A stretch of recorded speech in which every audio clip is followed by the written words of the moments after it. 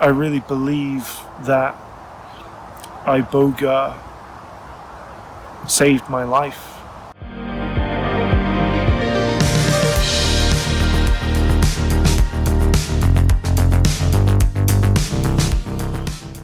Alan and I are more football fans than rugby, but today we're meeting with a former Scottish rugby international, a guy called Rory Lamont, who had 29 caps for Scotland, played in 2 World Cups, really accomplished player and quite an impressive guy overall, and he's got a really amazing backstory.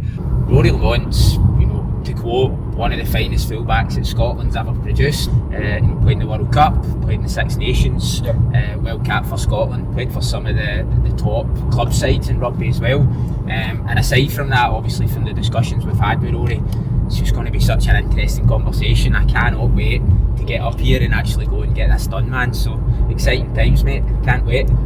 But if you get some kind of key areas in mind, Alan, that you want to speak about? I think first and foremost what's going to be really interesting is just to hear his whole backstory, the journey he went through in terms of becoming an accomplished and professional rugby player. What changed for him through that journey to then make him move in the direction of looking for more internal self-growth, and then obviously to then focus on the direction of travel that he's now taking things in. So I think this is going to be one of the best and most exciting things we've done, mate. I really do. We interviewed Rory in Dunkeld, a small village in Perthshire, Scotland, a place he loves and where he has spent the past few years recovering his health. In 2013, Rory hit rock bottom after his health and his world completely crashed. He was forced to retire from professional rugby and he went into a deep depression. It wasn't until Rory discovered Iboga, a traditional plant medicine made from the root bark of an African plant, that he was finally able to see what was really going on in his life. Getting the answers he had always been looking for kick-started an incredible journey of natural healing for Rory, and he transformed his life. Here he shares his remarkable story. I grew up in not too far from here, a place called Blairgowrie, and had from my memories, there was lots of fond memories, close relationships to my grandparents. Turned out to be a spot or my source of stability in my life, because my home life with my mum and my dad, was kind of difficult. My dad was I guess how much of an alcoholic he was when as a child, I don't really recall, but it was definitely alcohol was a big problem in the family unit, and at some point it turned into full alcoholism, and there was drug use as well, which I wasn't aware of at all, but it just wasn't a stable environment really for growing up. Those kind of energies that those heavy energies from whether it's alcohol and drug use, and parents are fighting, it's the children pick up on these things. No matter how much parents do to try to protect the children from that, it's always felt. So that's the kind of energy that was in my home life, and ultimately it led to my parents separating when I was 9, and my brother, my mum and I moved down to England and started a new life down there, and Jeff, my stepfather, arrived into the family, and from that point onwards life was a lot more stable. But certainly during the early years, there was it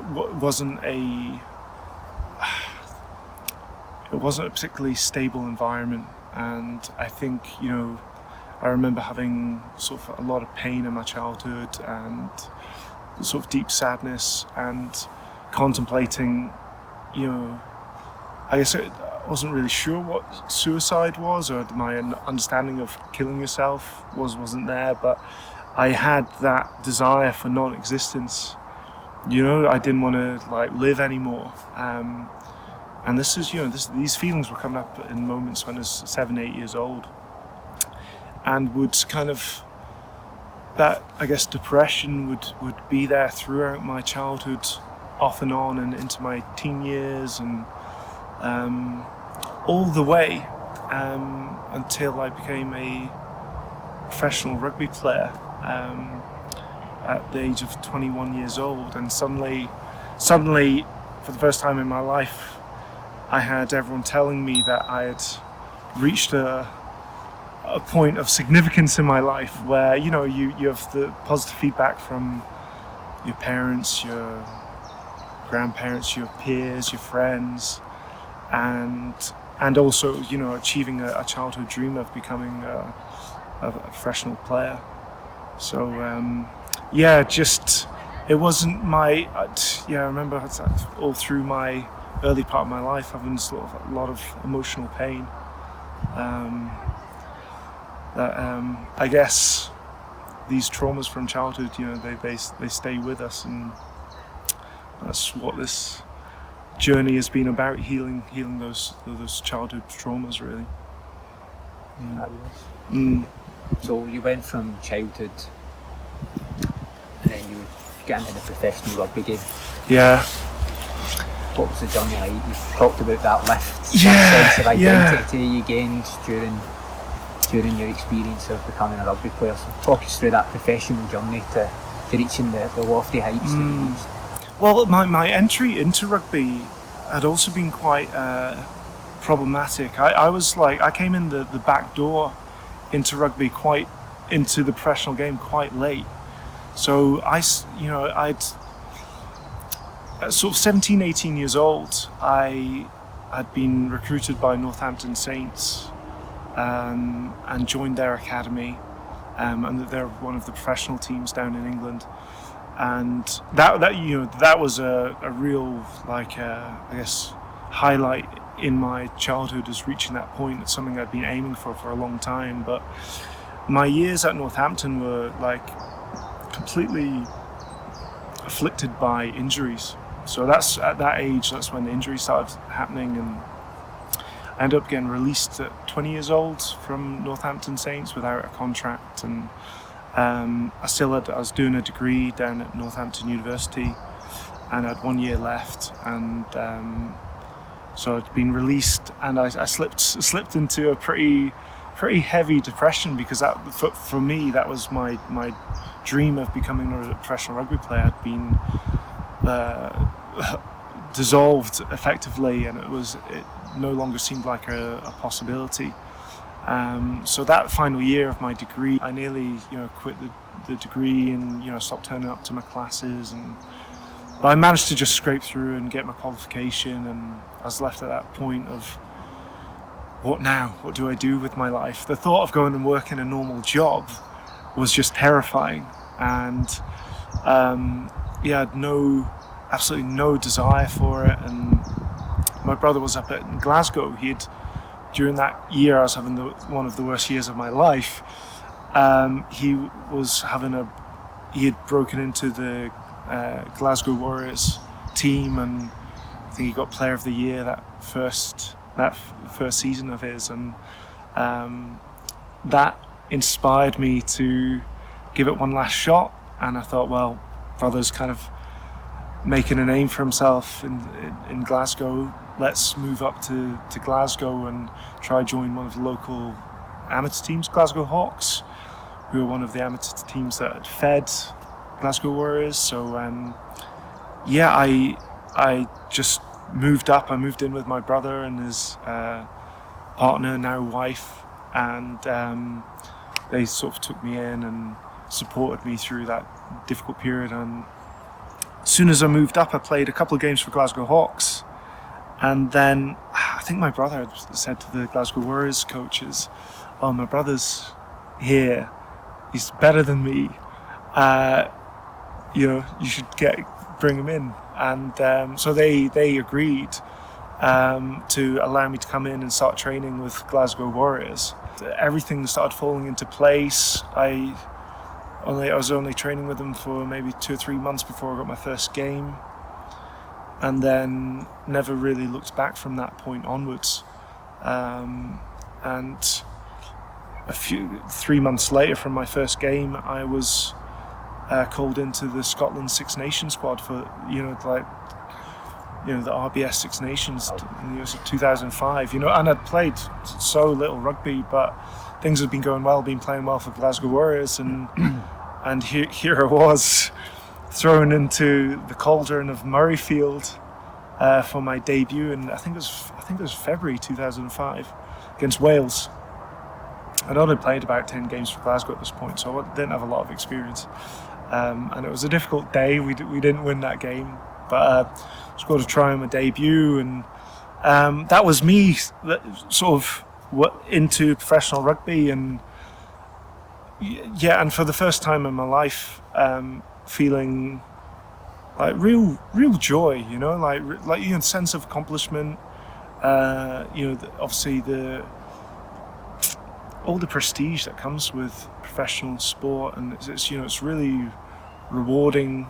It's kind of becoming a professional sportsman and being in the public eye, and getting paid good money, and it kind of covers up all the kind of insecurities that you might be living with, because suddenly the world's telling you that you've made it, and you're like, I've made it now. So, but one issue that continued to plague me was injuries. I was either playing with injury, or I'd get an injury that would keep me out for like a couple, like 2-3 months, come back, play a few games, and then get another injury. And that was really the nature of my entire career. I rarely went a long period without picking up a significant injury. I started getting, like the head injuries, the concussions, which were also having a significant effect on my mental health and well-being just outside of the game. But at the time, the awareness about head injuries back then wasn't really that significant, or it definitely wasn't spoken about. It was the head injuries were always treated like any other injury, and that's something that could be played through or didn't require much recovery time. I guess there would be periods of depression coming up, even when I was a rugby player, when you're out injured and you're having to train on your own, and you've got coaches questioning your desire to get fit. If you're not getting back fit on time, there's a huge amount of pressure. There's the internal desire to get back, which all sports people have. And then when you've got others questioning your work ethic, and questioning your desire, that becomes a huge source of sadness, frustration, and ultimately depression if you're in that situation. So that aside, I had moments of absolute, ecstasy. There was many beautiful parts of that the professional game sort of allowed me to experience. Brotherhood with my teammates, companionship, the close bonds, which I think there's not many jobs in the world that allow you to bond so closely with at least other men. And forge such beautiful friendships. You're going onto the field together, and it's kind of you're putting your body on the line for each other, and sometimes you win, sometimes you lose, but you're all in it together, and that's a really beautiful aspect of rugby that I will always definitely miss. But I guess the highlight of my career was achieving my childhood dream of playing in a Rugby World Cup for Scotland, and played in the 2007 World Cup, and that was, like I said to you before, I was at my peak power. At that time I'd gone a period without having too many injuries, and managed to actually hit new levels of my play and consistency, and at a certain stage was I felt like I got myself to a world-class level of performance. That 2007 season, like scoring tries for Scotland, and joined Sale Sharks and was scoring a try a game, and it's a lot of success, and it was just kind of flowing in really beautifully up until I was playing for Scotland 2008 Six Nations and had a really catastrophic concussion, which knocked me out into a seizure, unconscious for 6 or 7 minutes, rushed to hospital, and had to have had 8 fractures to the eye socket, cheekbone and jaw. So I had to have my face reconstructed, and it just ended up starting to really question whether what I was risking, my health, was worth it. And that's when I started getting the real question of whether I should be retiring from the game and looking at like my well-being. But ultimately, all the draws of being a professional rugby player were so strong. That obviously it was the lifestyle I knew. It's what I was comfortable with. The money was good. I was with my friends, and I had no idea what else I was going to do. So I carried on playing, but the injuries just kept on coming thick and fast, and I felt like life was giving me a message to look beyond rugby and move on to something else. Played in the World Cup for Scotland 2011, and then shortly after that, 2012, I had my career-ending injury, so life made the decision for me. I broke my leg playing for Scotland against France, and it was like bad break, spiral fracture, a lot of damage to my ankle joint, and for the year after that I was battling to try and get myself back fit, but in the end it was just the injury wasn't healing. My brother, who was also a professional rugby player, had a much longer career than I did, but I think he only had two operations in his entire career, and I had 15. But I guess it was all those injuries were only preparing me for what I was about to go through at the end of my career, because it didn't get any easier when I actually retired in 2013, and that's when life delivered some really, really big challenges.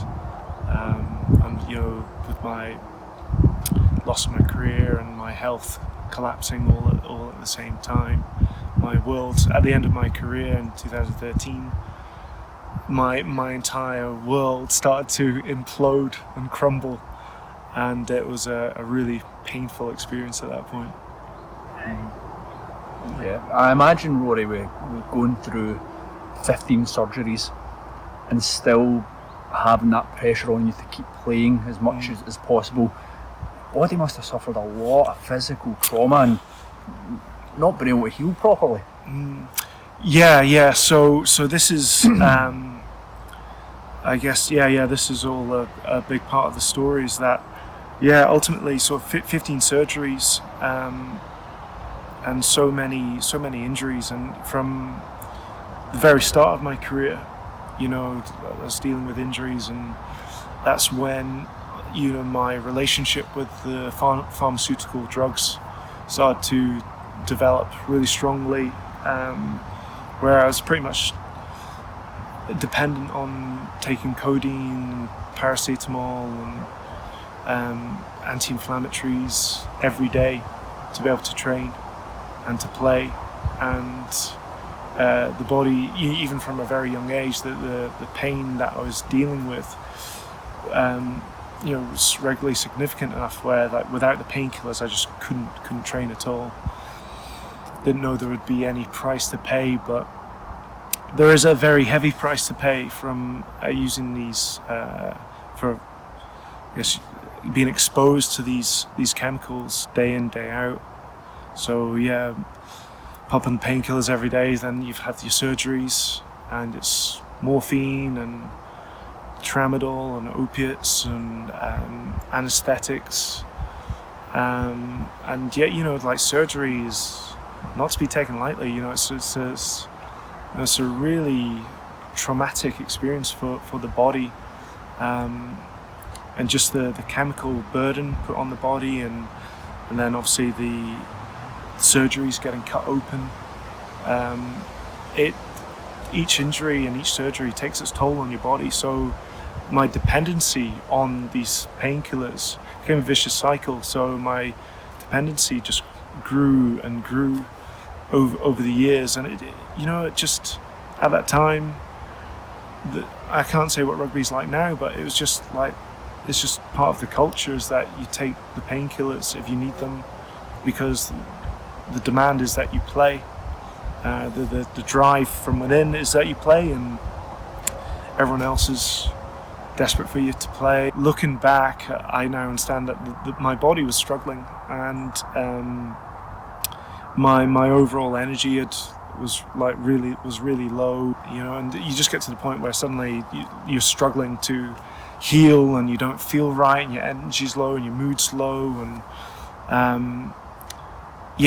so the surgeries and my chemical romance came to the fore in 2013, where ultimately, shortly after retiring, I was due to have more surgery on the ankle. Had the surgery, got an infection in the ankle, and was put on antibiotics. This was maybe September 2013, and immediately after the antibiotics, my digestive system just stopped working, and I lost in I think in 5 months, I lost 4 stone. I couldn't eat anything. Everything was just causing me problems, and I was slipping into. I'd lost my career. I'd lost my body was broken. I couldn't walk. I couldn't eat, and I was dealing all with this at the same time as losing my identity as a rugby player, and it was such a shock to the system that and there was no answers. The doctors had no answers for what was going on, and I knew then at that point that clearly all the drugs and pharmaceutical drugs had taken a toll, and they were significantly contributed to my collapse in health. So I knew the doctors didn't really have an answer or an antidote to my problem, because doctors by nature, it's either surgery or pharmaceutical prescriptions. So I felt really, really alone and isolated. Well, very quickly slipped into deep depression and suicidal ideation. Just didn't want to. I was in a lot of pain. I just felt horrendous. My life was black and white. There was no joy. There was no color in my life. I had no energy. Couldn't do anything anyway. Couldn't walk. Couldn't go to the supermarket to buy myself food. It was a real dark night of the soul, and it was the beginning of the most painful period of my life, and a lot of old emotional issues from childhood were suddenly popping up. A lot of the sort of the depression, the low self-esteem, things that I dealt with from a young age suddenly re-emerged. I no longer had that false mask of the identity of the rugby player, and you kind of stop hearing from people. That's my identity as a player. I was going through a death of my identity. It was that death of the sportsman, and trying to who am I? What am I? It's like going through all that with the health problems at the same time. It was a really, really challenging time. That's when I was literally on my hands and knees. I think it was maybe October 2013, and just on my hands and knees in deep pain. And that's it. First, I remember specifically just calling out to the universe for help, because there was no one else. I didn't feel like there was anyone that could could help me out. There was no one had any answers for what was happening in my life. And at that moment, very quickly after calling out, I was literally on my hands and knees in tears in the bathroom at one moment, and just feeling that one of the lowest points in my life, and called out to a higher power, I suppose, to help, because there's no other choice. You get to the point where there's no one else to help you.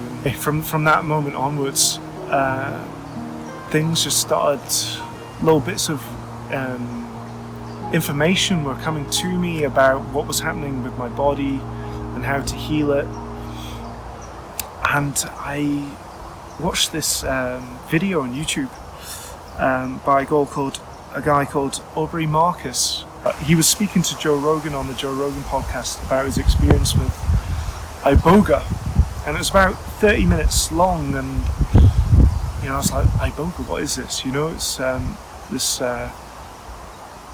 African plant medicine. It's the root bark of this tree in Gabon in Central Africa, and say a psychedelic plant medicine. And he was talking about his experience, and when I was listening to it, it just fixed my attention, and I felt something deep within me that this was going to help me on my healing journey, and this was going to give me the clarity or understanding, or there's something to be gained from this experience. I immediately looked to see about making plans about getting out to Costa Rica, to this retreat center where Aubrey had taken the medicine. And I managed, which wasn't easy at the time, given my state of health and unable to, struggling to walk, but I managed to get it fixed so that I could get out there. And a couple of weeks after watching that video, I was in Costa Rica about to sit down for my first Iboga ceremony. There was no doubt in my mind that there was something powerful to be received from that medicine. Tell us about that experience, that journey, and where it then took you thereafter. Yeah, it was. Here I was in Costa Rica at Iboga House, the Iboga retreat, and connected with some beautiful healers there, and a shaman, a 10th generation Bwiti shaman, my first Iboga ceremony. It was challenging, but there was also a lot of frustration in that first ceremony. I was hoping to have some powerful insights, but I was really, that very first ceremony, it was a lot of disjointed thoughts, and I wasn't really getting any visions, and I was getting frustrated because I'm surrounded by people having life-changing experiences and all sorts of fascinating journeys. So I came out that first ceremony a little bit disappointed, a little bit frustrated. I mean, in itself, the experience was,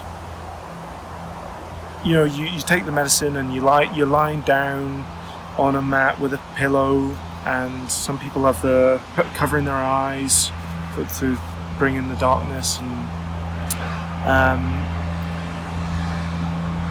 it was, for me, I was largely just getting through.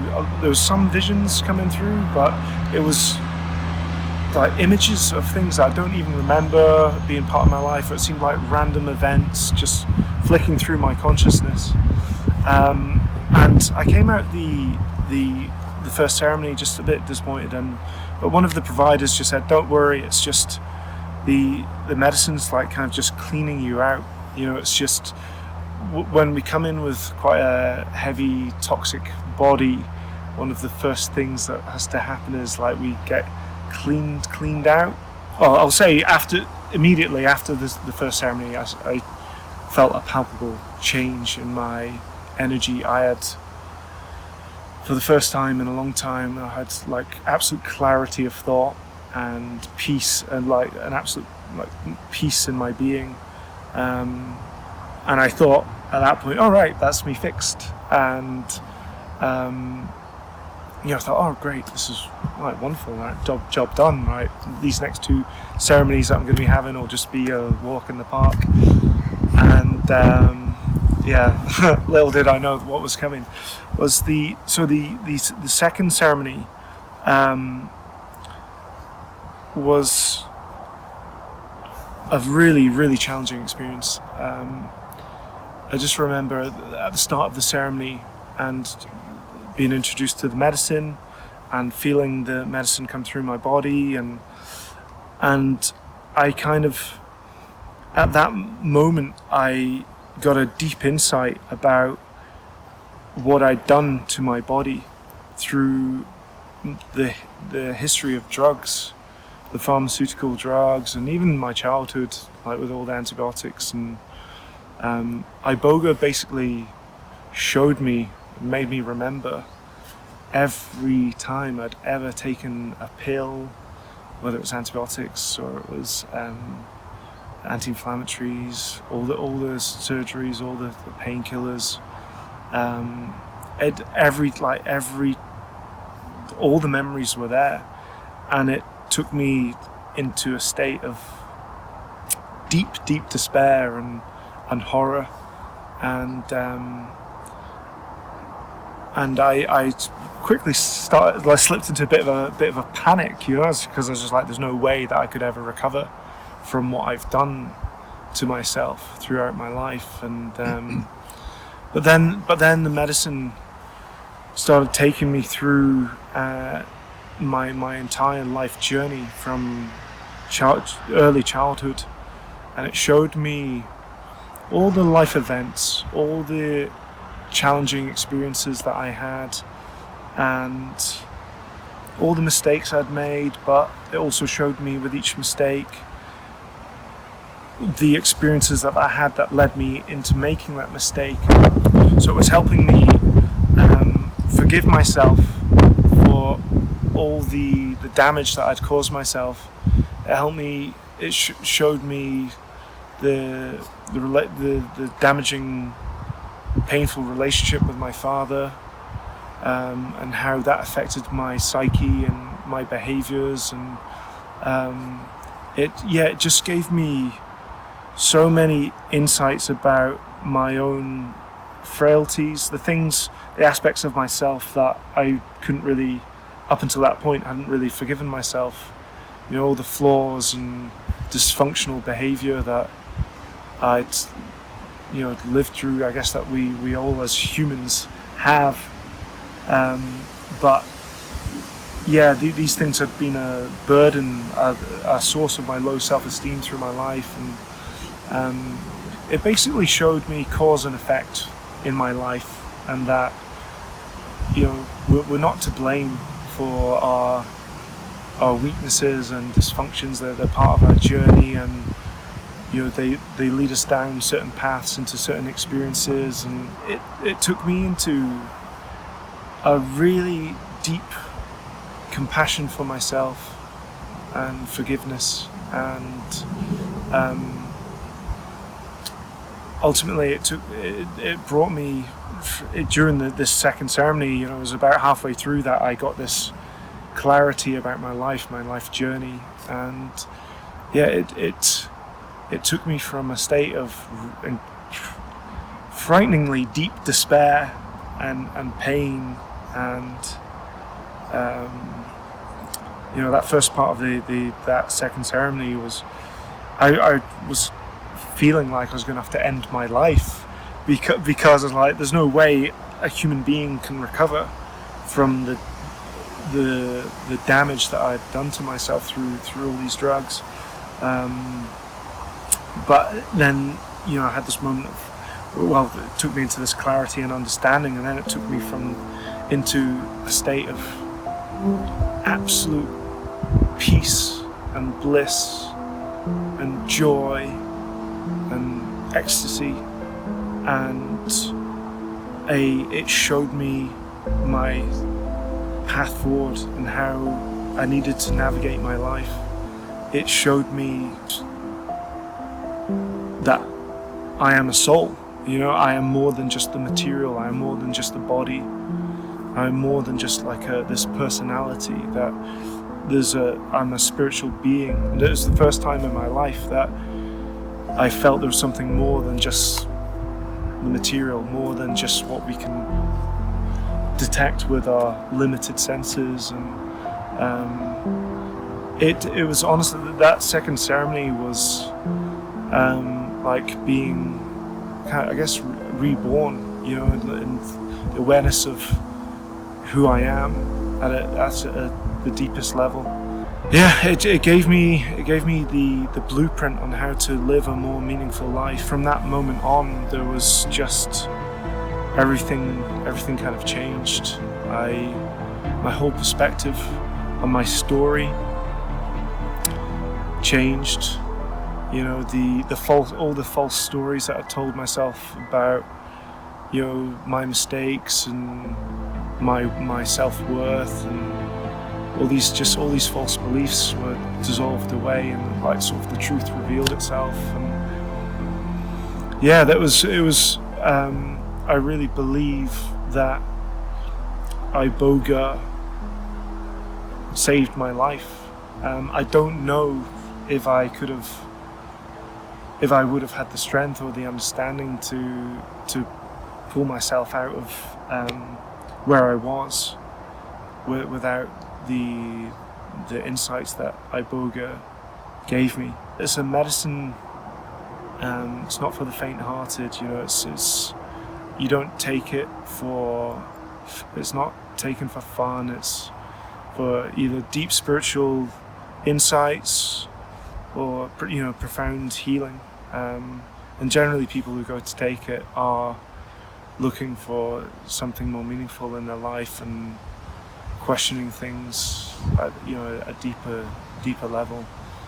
So yeah, I came back from Costa Rica dealing with the same health problems, dealing with the same external life situation, but I had a completely different perspective on myself, my situation, and what life is, who I am. And yeah, that was, I guess, the start of what's been a really challenging but beautiful journey. Shortly after Iboga, life delivered a chance to connect with ayahuasca.